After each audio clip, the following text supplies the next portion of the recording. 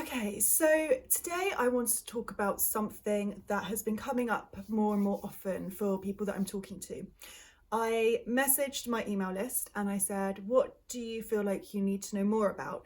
And I got loads of answers back, but one of the answers I got back from lots of people was more general knowledge about their dog and their dog's interaction with other dogs. So some people were saying their dogs lunge at other dogs, their dogs pull towards other dogs, that they're unpredictable. So lots of these kind of things. So I wanted to cover this, and there's something that I think a lot of people don't always consider when we're looking at how our dogs should interact with other dogs, and that is that dogs, they don't always stay the same. So their tolerance as they get older actually starts to decrease.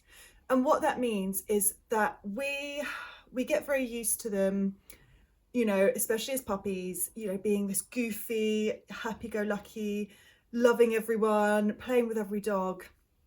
And actually we then see them in that prism of, my dog loves every dog, like my dog loves dogs.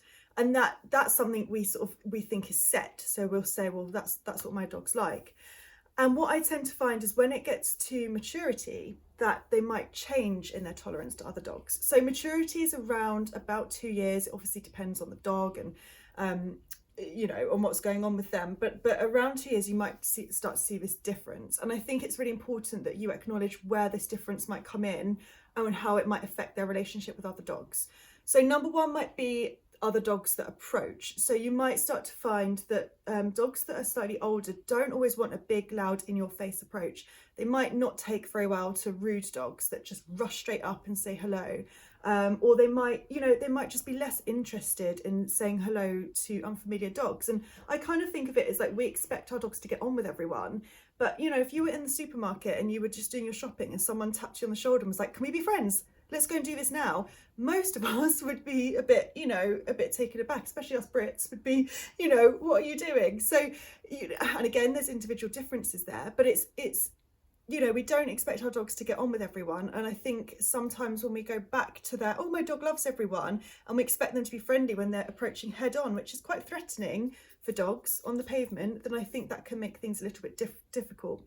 And the approach of other dogs can be something that people don't always acknowledge. So again, a dog can rush over and be quite noisy and quite boisterous, and your dog might take really badly to that, whereas a dog that approaches very slowly might be better.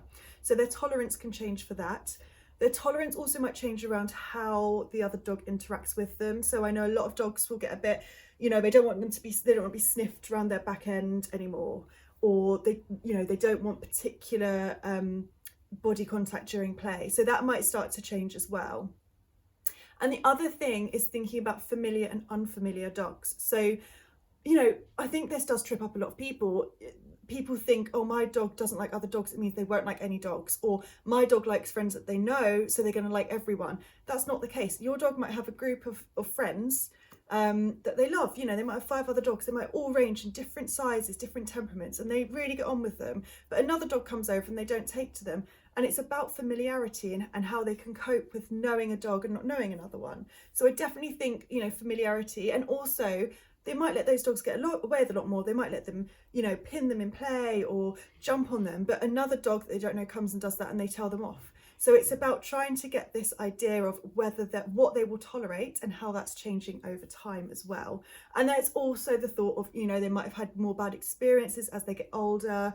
As they get older, they might be more tender in parts of their body.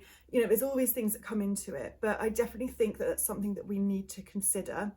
And I definitely find it with cockapoos as well. For some reason, or the poodle crosses, where they get to about 2. And my theory is that they're so light and they're very energetic, but they're also quite light dogs, that they get knocked over a lot, or they get sort of bounded on a lot, and then they start to learn that actually they don't want that when they're playing. So just a little aside, but yeah, so it's just something to think about. Think about your dog's tolerance level. They're not going to be the same throughout their whole life. We expect them to change. They are going to change, and it's not always for the worse. I don't think a dog having, low tolerance for unfamiliar dogs, I think it's natural. I don't think it's a bad thing.